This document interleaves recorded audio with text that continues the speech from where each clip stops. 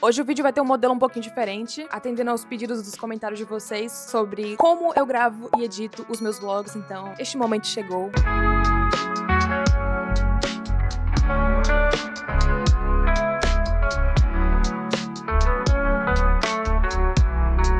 Mas antes, vamos começar do começo, que é sobre o planejamento pra fazer o vídeo. Uma coisa que eu aprendi meio que sozinha. No começo ainda tinha muita vergonha de olhar pra uma câmera e começar a falar coisas. E isso mudou quando eu comecei a fazer um planejamento do meu vídeo. Isso significa mais ou menos você criar um roteiro ou um script, que é basicamente pra você estruturar ele entre o início, o meio e o fim, sabe? E quando eu digo roteirizar, não é pra você seguir assim 100% a fio, de forma que o seu vídeo fique robotizado. É pra você saber por onde começar, o que falar depois e como terminar o vídeo, entendeu? Porque desse jeito o seu vídeo, além de fazer mais sentido, eu acho que ele vai ficar muito mais fácil das pessoas assistirem também. Então quando eu faço um vídeo pensando em falar sobre Portugal, eu faço um roteiro antes, normalmente eu penso um dia antes ou até mais, pensando como eu vou começar o vídeo, por que eu tô fazendo o vídeo, o que eu vou falar no decorrer do vídeo, enfim, e como eu vou finalizar esse vídeo, né, concluir o assunto. Agora, os vlogs de rotina normalmente não precisam muito de roteiro, porque a rotina você só faz o que tem que fazer no dia e grava. Mas antes de ir pra essa parte, eu vou fazer um cafezinho com vocês.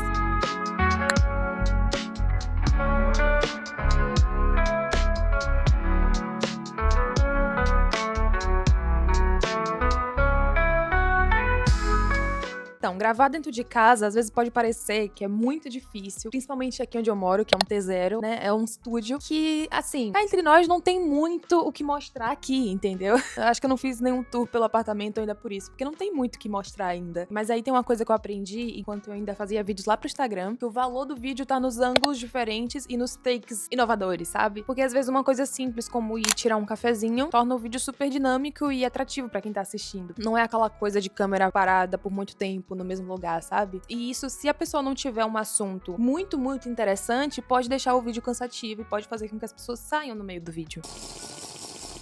E aí você pega e olha ao redor, assim, na sua casa. O lugar onde você menos imaginar, coloca sua câmera ou seu celular pra gravar, que provavelmente vai dar um ângulo da hora. E é aí que entra a criatividade, né? Às vezes, pra ficar na altura perfeita, no ângulo perfeito, você coloca umas coisas assim que tem em casa, entendeu? Usa as cartas que tem na manga. Tipo, eu vou colocar aqui um caixote, o apoio do celular e vamos ver no que dá, né? E aproveitando que eu tô falando aqui de tripé, vamos falar agora dos equipamentos que eu uso.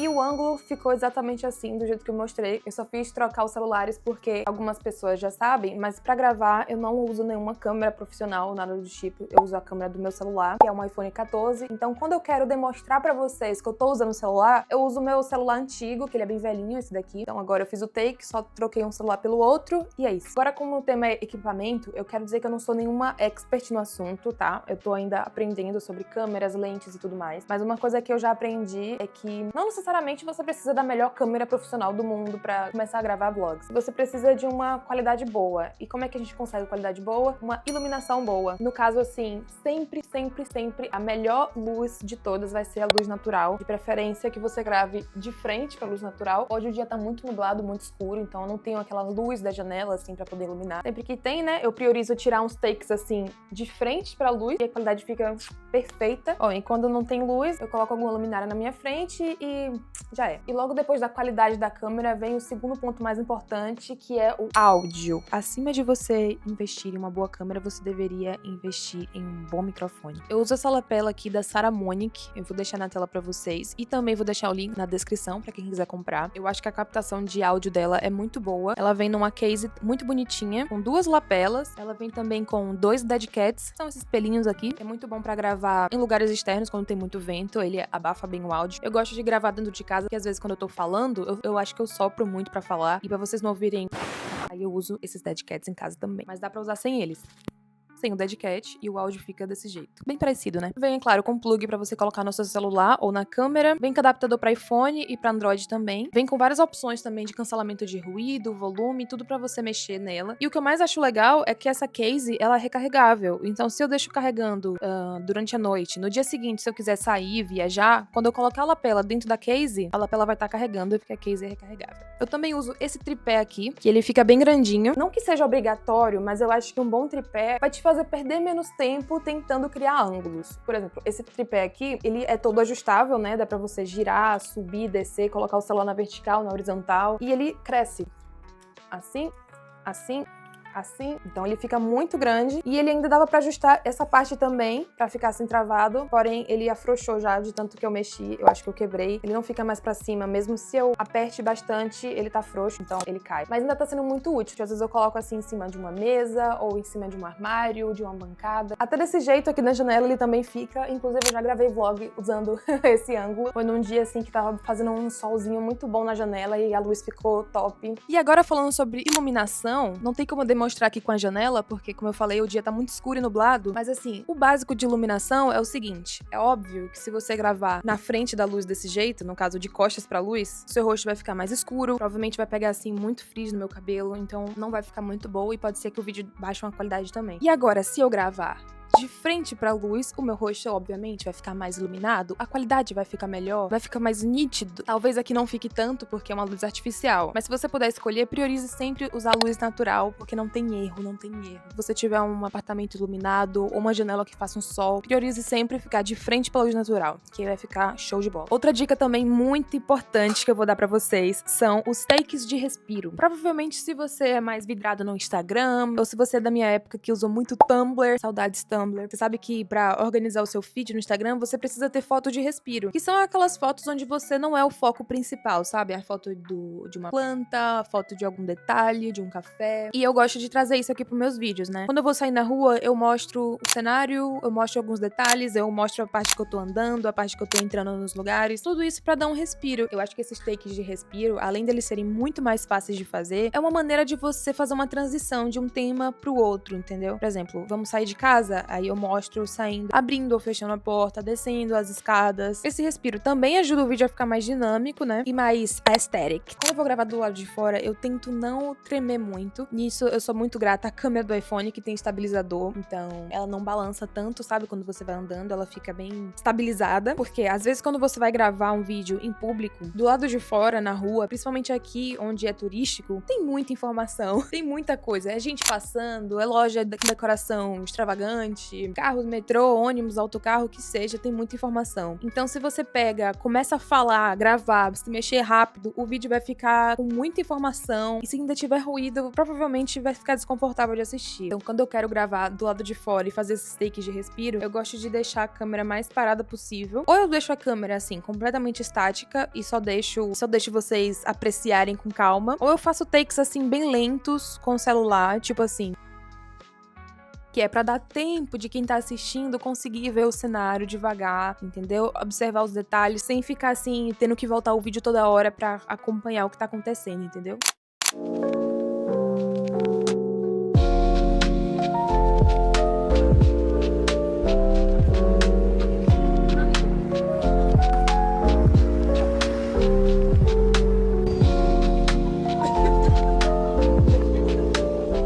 Então, na hora de gravar do lado de fora é a parte mais difícil pra mim, porque eu sou uma pessoa, digamos, muito introspectiva, né? Eu fico com vergonha mesmo de gravar na frente das pessoas. Não é à toa que eu tô aqui agora num bequinho bem deserto, onde não passa muita gente pra conseguir filmar, né? Como eu sou uma pessoa muito visual, eu gosto de prestar atenção sempre nos detalhes. Então, sempre que eu tô filmando do lado de fora, eu gosto de mostrar como é que tá o clima, tá um dia mais chuvoso, tá um dia mais ensolarado. Se eu vou entrar em algum lugar, eu gosto de filmar, assim, eu entrando no lugar. Tudo isso pra deixar o vídeo mais imersivo possível, né? Por exemplo, aqui na Europa, a arquitetura, né, ela é muito cheia de detalhes. Então eu tô sempre filmando tudo que eu posso, porque eu acho isso muito lindo.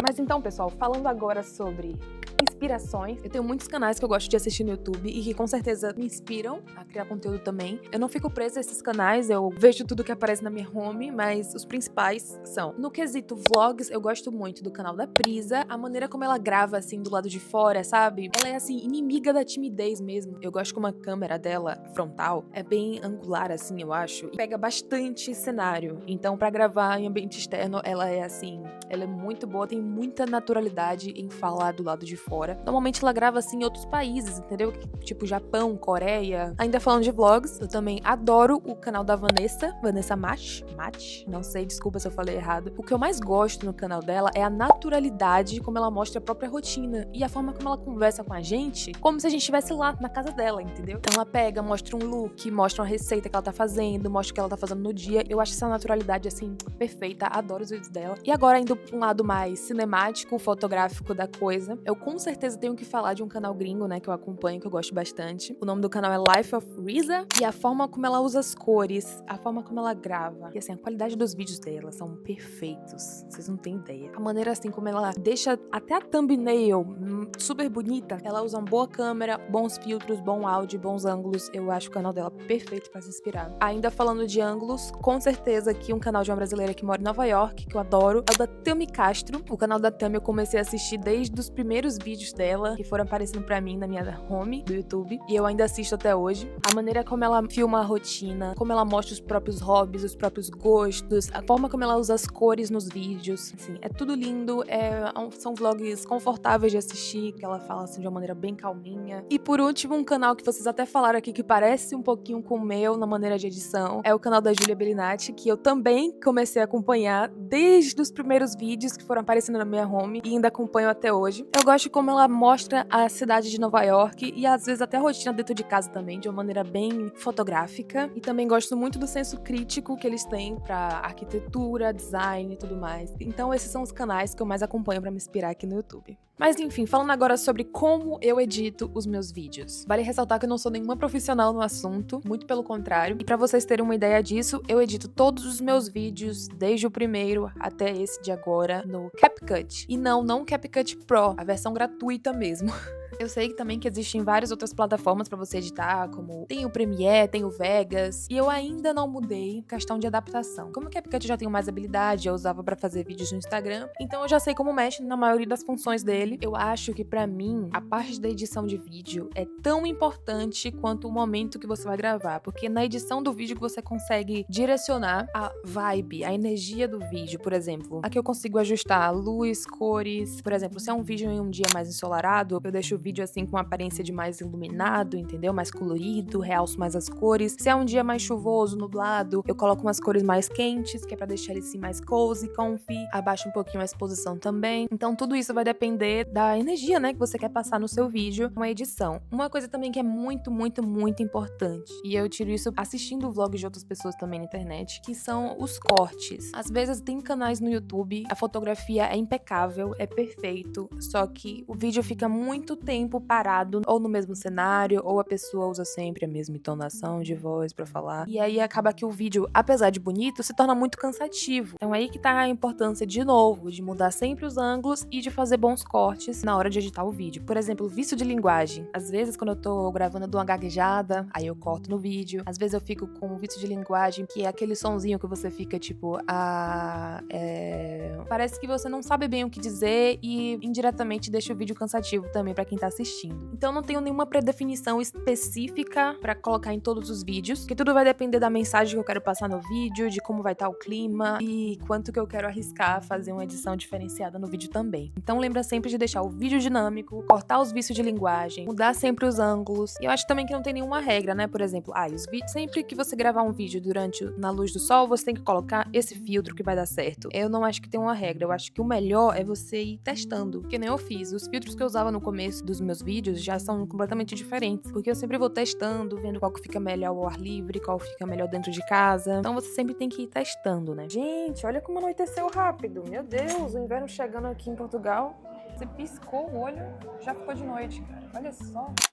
Você aí tá pensando em fazer uma viagem pro exterior, ou até uma viagem nacional também, você ainda não sabe como se planejar, tá um pouco perdido, ou você quer fazer uma viagem migratória, não sabe por onde procurar passagens mais baratas, pacotes de viagem, eu quero indicar pra vocês a agência de viagem que eu sou parceira, que é a voarmais.com. A Voar Mais, ela tem esse propósito de ser uma agência de viagem humanizada, entendeu? Tanto pra quem quer fazer uma viagem de turismo, então quem tá pensando em fazer a primeira viagem internacional, ou quem quer fazer uma viagem migratória, eles fazem todo o suporte imigratório migratório pra você chegar no país de maneira assim 100% legalizada, sem nenhuma dor de cabeça. Então, se você tem algum amigo ou amiga que tá pensando em fazer uma viagem pro exterior, ou até uma viagem nacional mesmo, tá procurando passagem mais barata ou quer fazer alguma imigração, envia o meu link pra essa pessoa que vai dar tudo certo.